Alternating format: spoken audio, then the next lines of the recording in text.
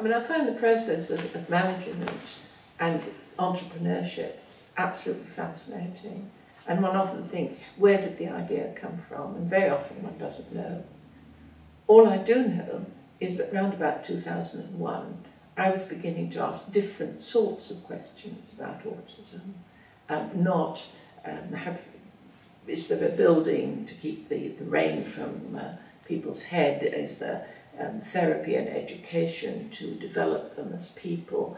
But also broken backwards. What do we have to do to solve this particular problem? Not just improve the lot of people engaged, but what do we have to do to stop autism being such an increasing part of modern life? I say increasing part, it's partly the statistics, the number of people diagnosed as autistic has crept up enormously, some of which is diagnosis from other things, because other learning disabilities have decreased, so that is a question of better diagnosis. But some of it we don't quite know where it comes from, and in particular, really, we don't know what autism is. We know what it looks like. I think I can recognise an autistic child at 100 yards, but we don't know what autism is. And so I started thinking about what do we have to do to understand autism. And it was clearly a global issue. It was clearly a medical, not a social issue. And I started doing again a feasibility study, working with somebody from Washington, Seattle, London University, Cambridge. I think about 5 universities were involved, talking with them about once a month on the telephone, whether there were things that the Shirley Foundation could do that was more than just the itsy-bitsy support of 1 or 2 universities that we'd done in the past. In supporting universities, we had one of our real dud projects as well there, surprisingly enough. I won't name the university, but one project that we actually had to cancel because it clearly wasn't going to get anywhere. And with hindsight, I should have known that it wasn't going to get anywhere because the sample sizes were too small. Didn't do any harm, but it obviously wasn't going to be strategic. So I was trying to think what strategically has to happen in the world to get at the causes of autism. And that developed into a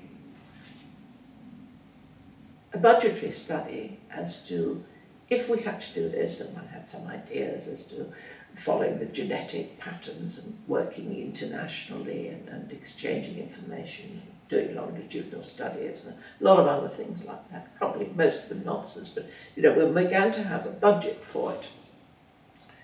And it came out at 0.4 billion pounds. And I began to realise that this is something neither I nor the Shirley Foundation was in any way able to do.